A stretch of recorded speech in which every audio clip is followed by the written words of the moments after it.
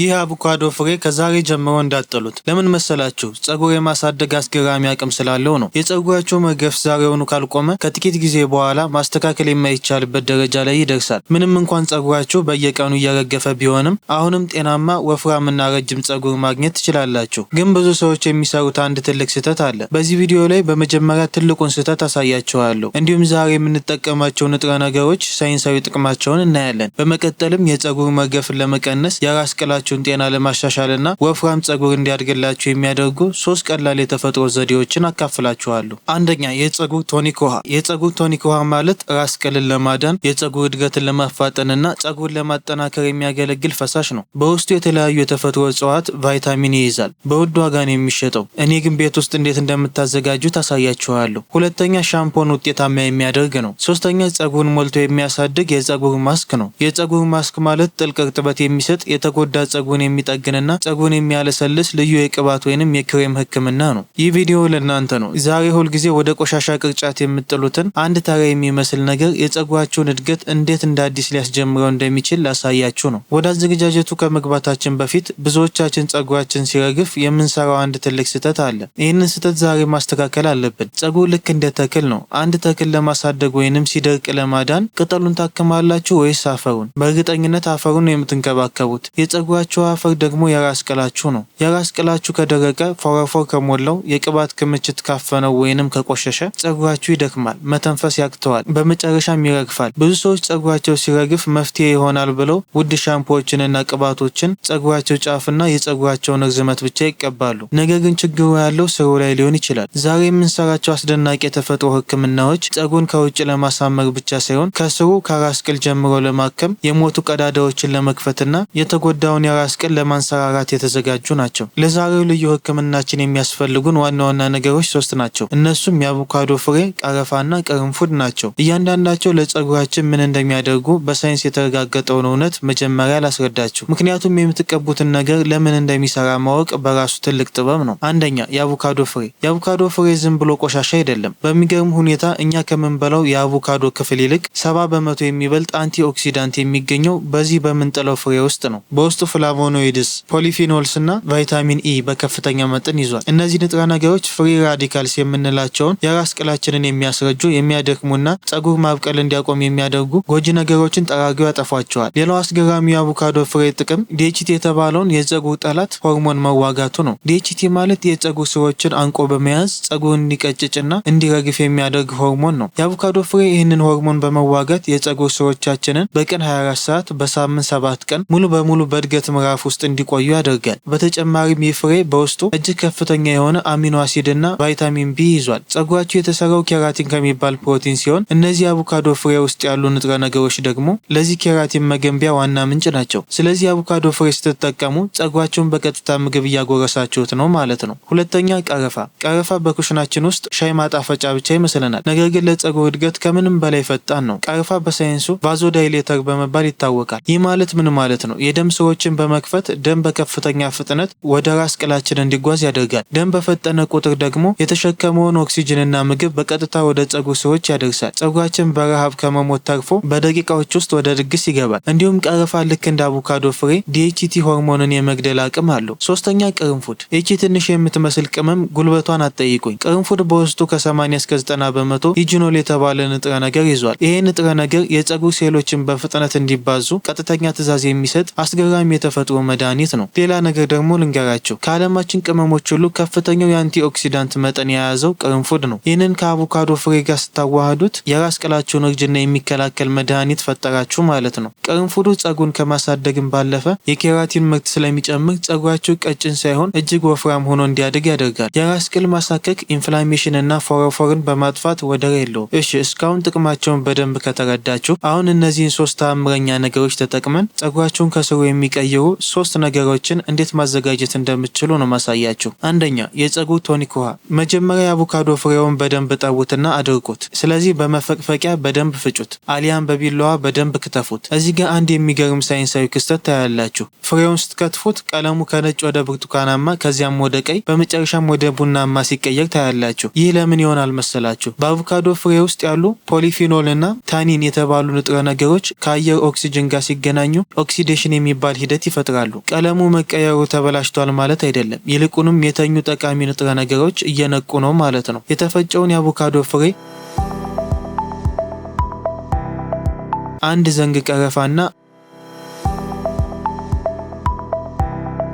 10 የሚሆኑ ቅርንፉዶችን ጨምሩ። ከዚያም ውሃው በጣም ያልቀዘቀዘና በጣም ያልሞቀ ለብ ያለ ንጹህ ውሃ ጨምሩበት። በደንብ ሸፍናችሁ ለ24 ሰዓት ያህል አስቀምጡት። እዚህ ጋር ነው ትልቁ ተአምር የሚፈጠረው። ይህ ሂደት ፈርመንቴሽን ወይንም መብላላት ይባላል። ከ24 ሰዓት በኋላ ስታዩት ውሃው ቀለሙ ወደ ወርቃማ፣ ቀይ ወይንም ቡናማ ይቀየራል። ከላይ ደግሞ ትናንሽ አረፋዎች ሊወጡ ይችላሉ። አትደንግጡ። እነዚህ አረፋዎች በአየር ውስጥ ያሉ ጤናማ እርሾዎች በአቮካዶ ውስጥ ያለውን ተፈጥሯዊ ስኳር ሲመገቡ የሚፈጠር ጋዝ ነው። ይህ የመብላላት ሂደት ለራስ ቅላችሁ እጅግ ጠቃሚ የሆኑ ፕሮባዮቲክስ ጤናማ ባክቴሪያዎችን ይፈጥራል። እነዚህ ጤናማ ባክቴሪያዎች ፎሮፎር የሚያመጡትን መጥፎ ፈንገሶች ይገላሉ። ሌላው ጠቃሚ ነገር አቮካዶና ቅርንፉድ ሳፓኒን የሚባል ተፈጥሯዊ ሳሙና ስላላቸው ጠርሙስን ስትወዘውዙት አረፋ ይፈጥራል። ይህ የራስ ቅልን በተፈጥሮ መንገድ ለማጽዳት ይረዳል። ግን የፀጉር ቶኒክ መበላሸቱንና አለመበላሸቱን እንዴት እናውቃለን? በጣም ቀላል ነው። ጠርሙሱን ከፍታችሁ አሽትቱት። ደስ የሚል የቅመም ወይንም እንደ ወይን አይነት ቆምጠጥ ያለ ሽታ ካለው በጣም አሪፍ ነው። ነገር ግን እንደበሰበሰ ነገር፣ የቆመጠጠ ወተት ወይንም የሻገተ ሽታ ካለው ተበላሽቷል ማለት ስለሆነ ወዲያውኑ ድፉት። ጤናማ ከሆነ ግን ወዲያውኑ አጥለላችሁ ፈሳሹን ብቻ ስፕሬይ ጠርሙስ ውስጥ አድርጉት።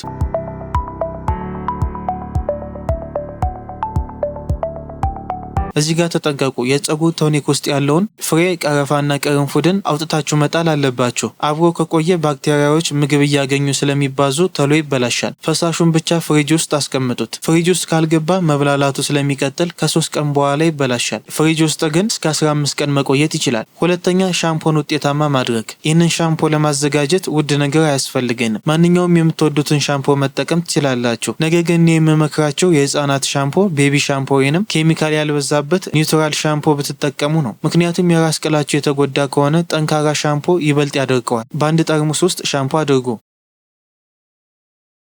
ከዚያም በውስጡ 10 ቅርንፉዶችን፣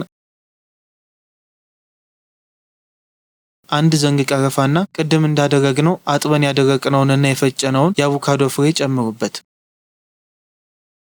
በደንብ አዋህዳችሁ አስቀምጡት። ይህ ሻምፖ ፀጉራችሁን ከማጽዳት ባለፈ ቀረፋው ደም ወደ ራስ ቅል እንዲወጥ ሲያደርግ፣ ቅርንፉድ ደግሞ ፎሮፎርንና ፈንገስን ጠራርጎ ያጠፋል። ሶስተኛ፣ ፀጉርን የሚያወፍር ማስክ። ፀጉራችሁ ሲነቀል ክፍተት ይፈጥራል አይደል? ይህንን ክፍተት ለመሙላትና ፀጉርን እጅግ ጥንካሬ ለመስጠት ይህ ማስክ ወሳኝ ነው። አሁን አንድ የአቮካዶ ፍሬ አድርቃችሁ በደንብ ፍጩት። በተፈጨው ፍሬ ላይ 2 ትላልቅ የሾርባ ማንኪያ ንጹህ የኮኮናት ዘይት ጨምሩበት። የኮኮናት ዘይት ለፀጉር እድገትና እርጥበት ወደር የለውም። ሁልጊዜም ቅባት ስታዘጋጁ ከእንጨት በተሰራ ማንኪያ ብታማስሉ ይመረጣል። አሁን ይህንን ማስክ በቀጥታ እሳት ላይ እንዳትጥዱት። በምትኩ ቤም ማሪን የተባለውን ዘዴ እንጠቀማለን። ማለትም አንድ ትልቅ ድስት ላይ ውሃ አድርጋችሁ እሳት ላይ ጣዱት። ውሃው ሲሞቅ ዘይቱና አቮካዶ ፍሬ ያለበትን እቃ የሞቀ ውሃ ላይ አስቀምጡት። በዚህ መካከለኛ ሙቀት ውስጥ ለ10 ደቂቃ ያህል አቆዩት። ይህ ሙቀት የአቮካዶውን ንጥረ ነገሮች ከኮኮናት ዘይቱ ጋር በትክክል ያዋህደዋል። ከ10 ደቂቃ በኋላ አውርዳችሁ አጥልሉት። በጠለለውና ውብ ቀለም ባወጣው ሞቅ ያለ ዘይት ላይ አንድ ትልቅ የሾርባ ማንኪያ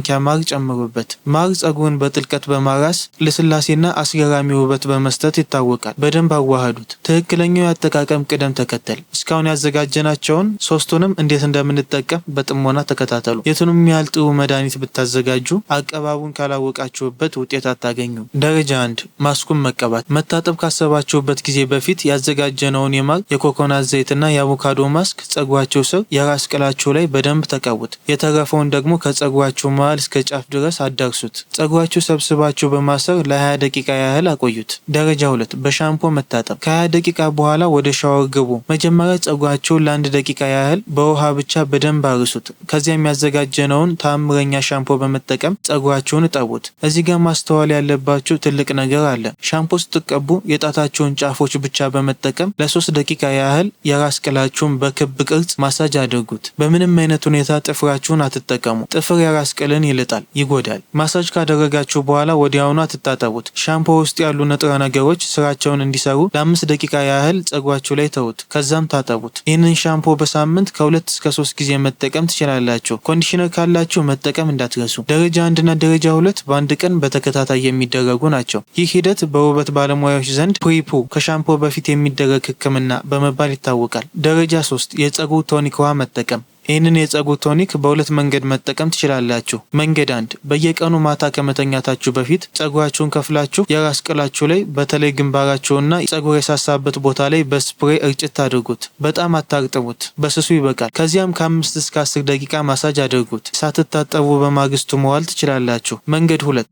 ፎረፎር በጣም የሚያስቸግራችሁ ከሆነ ከመታጠባችሁ በፊት ፀጉራችሁን በዚህ ፈሳሽ አርሱት። በፕላስቲክ ሸፍናችሁ ለ1 ሰዓት አቆይታችሁ ከዚያ ታጠቡት። በአጭሩ ቶኒኩን እንደ ዕለት ተዕለት የፀጉር እንክብካቤ ማታ ማታ መርጨት ትችላላችሁ። አሊያም ከመታጠባችሁ በፊት እንደ ማጽጃ መጠቀም ትችላላችሁ። የፈለጋችሁን መርጣችሁ በወጥነት ተጠቀሙት። ግን ከደረጃ 1 እና ከደረጃ 2 ጋር ግዴታ መጠቀም የለባችሁም። እስካሁን ያወራነው ከውጭ ስለምንጠቀመው ነገር ነው። ነገር ግን ፀጉር ጤናማ የሚሆነው የውስጥ አካላችን ጤናማ ሲሆን ነው። የደም ማነስ ካለባችሁ፣ ሆርሞን ከተዛባ፣ ጭንቀት ከበዛባችሁ ወይም እንቅልፍ በደንብ የማተኙ ከሆነ ፀጉራችሁ መርገፉ አይቀርም። ስለዚህ እነዚህን ችግሮች ማስተካከል አለባችሁ። ነገር ግን እነዚህን የተፈጥሮ ውህዶች በስርዓቱና በተከታታይ ከተጠቀማችሁ እመኑኝ ለውጡን በ30 ቀን በአይናችሁ ታያላችሁ።